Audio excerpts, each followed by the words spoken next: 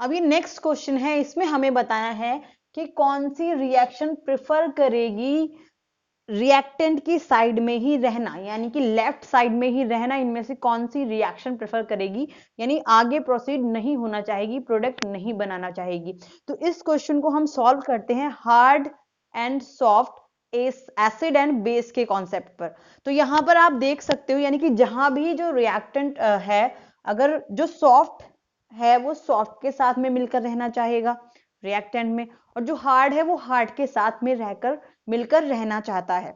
ठीक है, तो यहां पर जैसे कि सी है, कैल्शियम क्या होता है, हार्ड होता है, और सल्फर क्या होता है, सल्फर होता है सॉफ्ट। ठीक है, ऐसे ही यहां पर अगर हम देखें जो H, ये भी क्या है, एक तरह से हार्ड होता है। ठीक है, अब यहां पर अगर हम देखें HgF2 में, तो यहां पर जो मरकरी है वो सॉफ्ट है और फ्लोरीन जो है वो हार्ड है। ठीक है, ऐसे ही जो आयोडीन है वो सॉफ्ट बेस का काम करता है और जो बेरिलियम है वो हार्ड का काम करता है। अब यहाँ पर जो बेरिलियम है ये हार्ड है और जो फ्लोरीन है वो भी हार्ड है, जो मरकरी है वो सॉफ्ट है और जो आयोडीन है वो भी सॉफ्ट है। यहां पर देखें तो जो Li है ये हार्ड है और जो I है ये सॉफ्ट है। CS सॉफ्ट होता है और फ्लोरीन हार्ड होता है, यानी हार्ड और सॉफ्ट एसिड बेस की बात चल रही है, यानी पॉजिटिव चार्ज है तो एसिड हो गया, नेगेटिव चार्ज है तो बेस हो गया।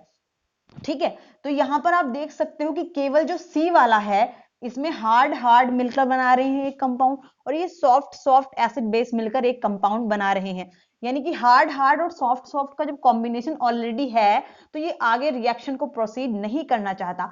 तो इस वजह से जो रिएक्शन हो रही है वो लेफ्ट हैंड साइड में ही रहना चाहेगी। तो इसका आंसर जो होगा वो होगा ऑप्शन सी। आई होप इसका आंसर क्लियर होगा। अब बढ़ते हैं नेक्स्ट क्वेश्चन की तरफ। अब यहां पर नेक्स्ट क्वेश्चन है कि जो एन आयन M2+ क्या कर रहा है, कॉम्प्लेक्स की फॉर्मेशन कर रहा है। अब कॉम्प्लेक्स जो है ये यहां पर दिए हुए हैं और इनके लिगेंड जो है वो अलग अलग हैं, तो हमें मैच द कॉम्प्लेक्स कलर बताना है कि कौन सा लिगेंड जो है, यानी कौन सा कॉम्प्लेक्स कौन सा कलर देगा। अब हमें कलर के लिए पता है, हमें कैसे निकालते हैं, विबग्योर, इस तरह से होता है ना विबग्योर कलर के लिए। तो इसमें कॉम्प्लीमेंट्री कलर वाला भी इस तरह से बनाते हैं हम कि ये VBGYOR इस तरह से है, यानी इसके सामने ये जो है इसका जो है कॉम्प्लीमेंट्री कलर क्या हो जाएगा, यानी कि अगर किसी कॉम्प्लेक्स ने किसी वेवलेंथ की या जो है लाइट को उसको एब्जॉर्ब किया है, तो जो उसका कॉम्प्लीमेंट्री कलर यानी कि उसके ऑपोजिट में है उसको वो शो करेगा, यानी एब्जॉर्ब तो दूसरी वेवलेंथ करता है और शो जो है उसका कॉम्प्लीमेंट्री कलर होता है, यानी जो वो एब्जॉर्ब करता है कोई भी मटेरियल कोई भी कॉम्प्लेक्स, उसका जस्ट ऑपोजिट जो कलर होता है उसको वो शो करता है, यानी वो हमें दिखाई देता है। ठीक है, तो यहां पर क्या है, वेबग्योर में अगर हम देखें तो ये आ रही है। अब यहां पर 3 कलर हमें मिल रहे हैं, कौन सा, ब्लू मिल रहा है, ठीक है, रेड मिल रहा है और ग्रीन मिल रहा है। अब हमें पता है कि जब हम अगर इसकी बात करें रेड कलर की, तो इसकी वेवलेंथ ज्यादा होती है, लैम्डा मैक्सिमम होती है, और जो ये वायलेट वाला कलर है इसकी क्या ज्यादा होती है, इसकी एनर्जी ज्यादा होती है। ठीक है, यानी CFSC की अगर बात करें तो स्प्लिटिंग एनर्जी वेवलेंथ के इनवर्सली प्रोपोर्शनल होती है, यानी जिसकी एनर्जी जितनी ज्यादा होगी उसकी वेवलेंथ उतनी ही कम होगी। अगर हम इधर से इधर आए तो एनर्जी क्या कर रही है, एनर्जी इंक्रीज कर रही है, और इधर से इधर जा रहे हैं यानी लेफ्ट टू राइट जा रहे हैं तो वेवलेंथ इंक्रीज कर रही है।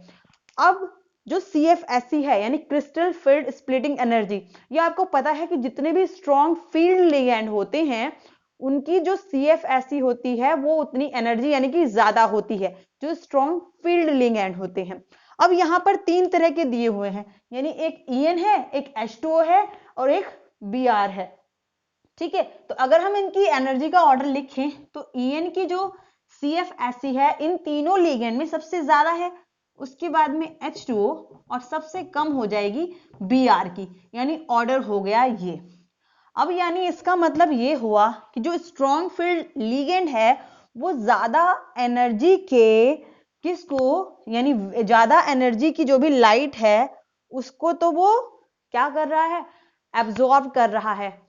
ठीक है, और उसके कॉम्प्लीमेंट्री को क्या कर रहा है, शो कर रहा होगा। अब यहां पर आप देख सकते हो यानी 3 कलर शो हो रहे हैं। अब जो ब्लू का कॉम्प्लीमेंट्री कलर है, ब्लू का कॉम्प्लीमेंट्री कलर कौन सा है, ब्लू का कॉम्प्लीमेंट्री है ऑरेंज, यानी ऑरेंज। जो आपका रेड है उसका कॉम्प्लीमेंट्री है ग्रीन, यानी ग्रीन, ठीक है। और जो ग्रीन है उसका कॉम्प्लीमेंट्री है कौन, रेड, ठीक है। ये हो गए कलर, यानी इस कलर की वेवलेंथ को इन्होंने एब्जॉर्ब किया होगा। अब इन तीनों में यानी अगर हम बात करें ऑरेंज, ग्रीन और रेड, तो ऑरेंज ये रहा, ग्रीन ये रहा और रेड ये रहा। तो सबसे ज्यादा एनर्जी किसकी है, अगर इन तीनों की बात करें, ग्रीन, ऑरेंज और रेड में सबसे ज्यादा एनर्जी है ग्रीन की, ठीक है। तो यानी कि ग्रीन कलर की लाइट को जिसकी एनर्जी ज्यादा है उसको किसने एब्जॉर्ब किया होगा, इन तीनों में से जो स्ट्रॉन्ग लिगेंड होगा, स्ट्रॉन्ग कौन सा है, ईएन, यानी ग्रीन एनर्जी को एब्जॉर्ब किया होगा ईएन ने, ठीक है। उसके बाद में उससे कम एनर्जी वाला कौन सा है, ऑरेंज कलर, वो किसने दिया होगा, वो ये वाला एब्जॉर्ब किया होगा वाटर ने, सॉरी H2O ने, हाँ वाटर ने, ठीक है। और जो रेड वाला है वो किसने एब्जॉर्ब किया होगा, वो किया होगा Br ने, ठीक है। तो यहां पर जो ईएन है यानी जो ग्रीन वाला जो एब्जॉर्ब किया है एनर्जी का कलर, वो किसने किया है, वो किया है ईएन ने, यानी ये तो हो गया ईएन के लिए। और जो ऑरेंज वाला है वो किसने किया है, वो किया है वाटर ने। और जो रेड वाला है वो एब्जॉर्ब कौन करता है, Br, ठीक है। यानी जिसकी एनर्जी ज्यादा, जो स्ट्रॉन्ग फील्ड लिगेंड है वो ज्यादा एनर्जी का जो भी क्या कहते हैं कलर है वो उसको एब्जॉर्ब करेगा, लेकिन शो जो हमें होता है वो उसका कॉम्प्लीमेंट्री यानी कि उल्टा होता है। यानी कि जो ईएन है वो ग्रीन तो क्या कर रहा है, एब्जॉर्ब कर रहा है, लेकिन शो कौन सा करता है, वो रेड वाले को शो करता है, यानी रेड शो करेगा कौन, ईएन। और जो आपका ये है H2O है वो कौन सा, एब्जॉर्ब तो ऑरेंज वाले को कर रहा है, लेकिन शो कौन सा करता है, ब्लू, यानी H2O के लिए क्या हो गया, ब्लू कलर हो गया, ग्रीन ईएन के लिए क्या हो गया, रेड कलर हो गया, और जो आपका Br है उसके लिए क्या हो गया, ग्रीन कलर हो गया। तो इसका आंसर हो जाएगा ब्लू रेड ग्रीन, यानी इसका आंसर होगा बी, ठीक है। यानी ये तो मैंने जस्ट कि इस कलर की यानी कि इस एनर्जी की जो भी लाइट है उसको इन्होंने ऑब्जर्व क्या किया होगा, एब्जॉर्ब किया होगा, यानी ये तो एब्जॉर्ब किया होगा, लेकिन जो हमें दिखाई देता है, जो ऑब्जर्व होता है, यानी कि ऑब्जर्व्ड कलर जिसको बोलते हैं, जो हमें दिखाई देता है वो जस्ट उसका उल्टा दिखाई देता है, यानी कि ये वाले कलर हमको शो होंगे। तो इसका आंसर क्या हो गया, बी हो गया। आई होप इसका आंसर बिल्कुल क्रिस्टल क्लियर होगा। अब देखते हैं नेक्स्ट क्वेश्चन को।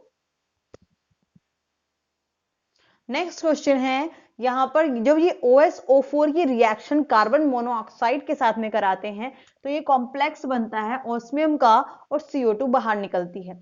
अब ये जो रिएक्शन है ये क्या कहलाती है, इस बहुत ही सिंपल सा आंसर है, रिडक्टिव कार्बोनाइलेशन रिएक्शन कहलाती है, क्योंकि यहां पर जो CO है वो एज अ रिड्यूसिंग एजेंट काम करता है, रिड्यूसिंग एजेंट कौन, CO। तो ये क्या कहलाती है, रिडक्टिव कार्बोनाइलेशन रिएक्शन, यानी कि सी इसका करेक्ट आंसर होगा। आई होप ये क्वेश्चन का आंसर क्लियर होगा। अब देखते हैं नेक्स्ट क्वेश्चन को।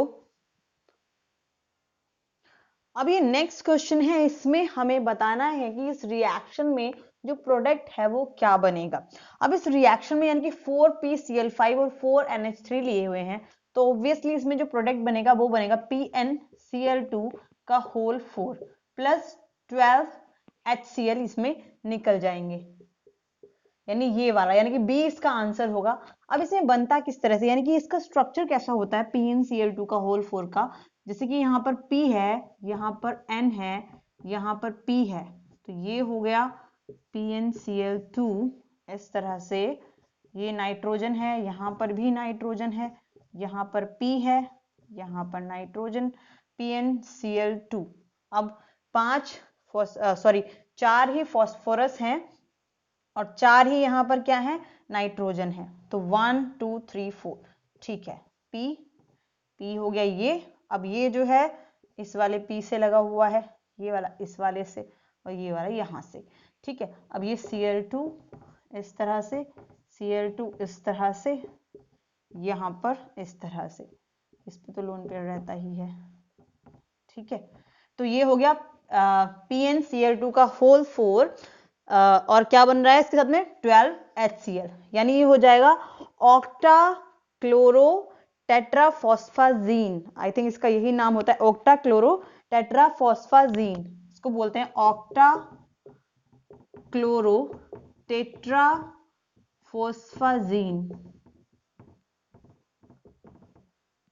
अब ये जो टेट्राफॉस्फाजीन है, अगर हम इस अमोनिया की जगह पर अमोनियम क्लोराइड भी यूज कर लें, यानी इसकी जगह पर अगर हम अमोनियम क्लोराइड यूज कर लें तो भी हम ये ऑक्टाक्लोरो टेट्राफॉस्फाजीन बना सकते हैं, ठीक है।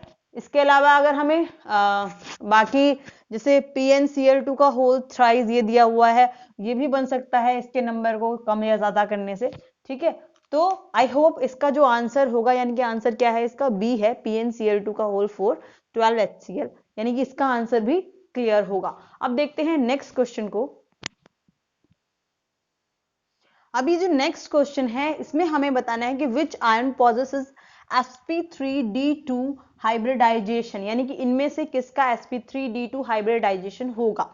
अब इसके लिए हमें स्ट्रक्चर बना के देखना पड़ेगा, जैसे कि IF6 माइनस का क्या स्ट्रक्चर होता है, इसका स्ट्रक्चर होता है इस तरह से, यानी F F F और 7 इलेक्ट्रॉन होते हैं, तो एक इलेक्ट्रॉन एक माइनस की वजह से, तो 7, यानी ये हो गया sp3d3, ठीक है।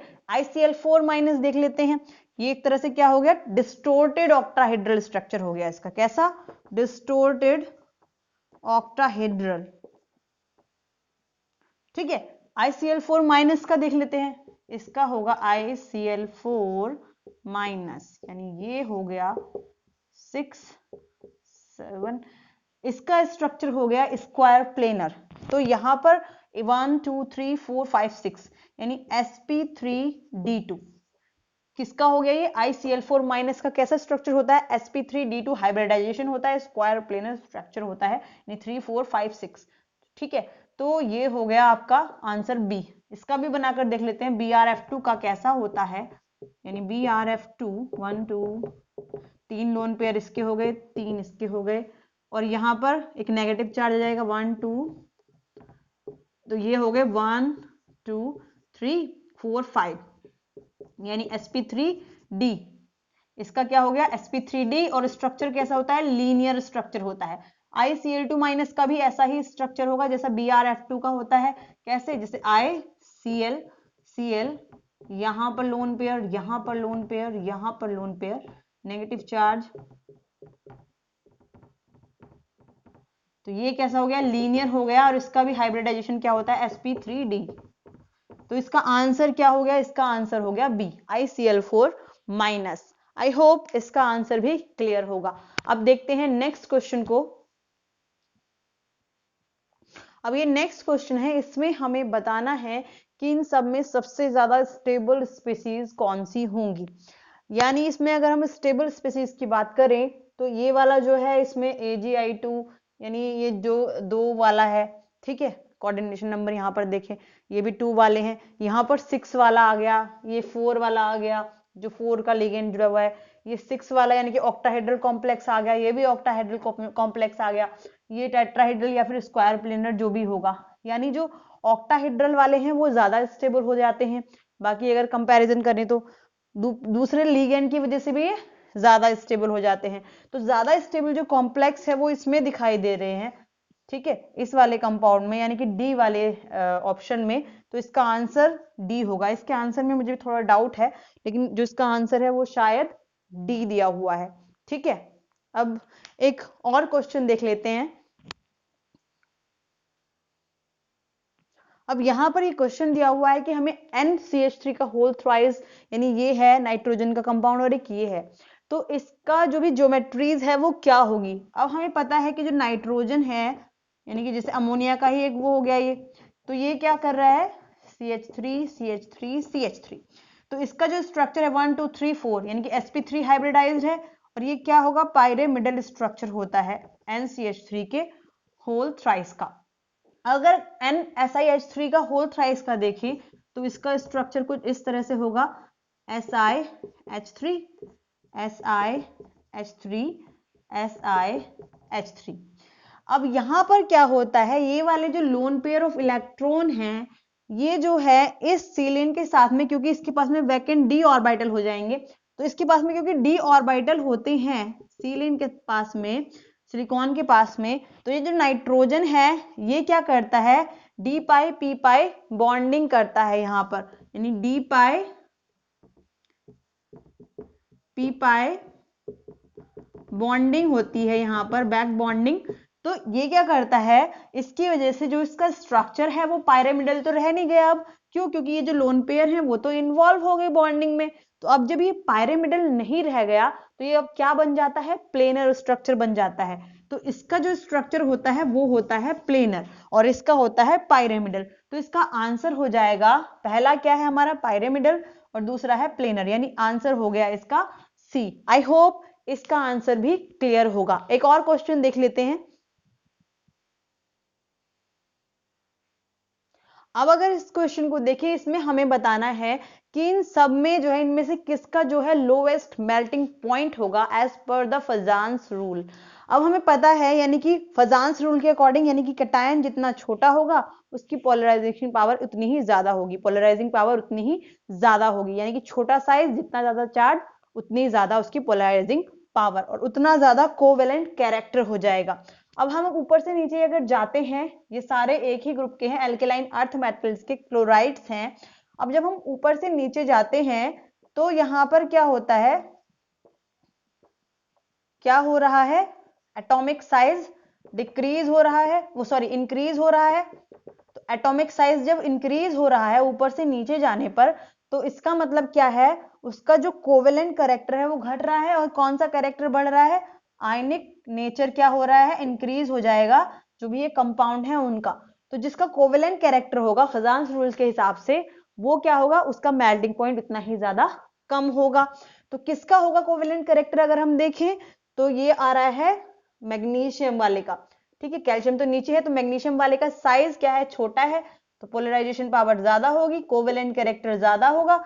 जब कोवेलेंट कैरेक्टर ज्यादा होगा तो इसका मेल्टिंग पॉइंट क्या हो जाएगा, कम हो जाएगा। तो आंसर क्या हो गया इसका सी, यानी MgCl2। आई होप ये जितने भी हमने क्वेश्चन किए हैं इनके आंसर क्लियर होंगे। नेक्स्ट जो बचे हुए क्वेश्चन है वो करेंगे हम नेक्स्ट वीडियो में। Thank you.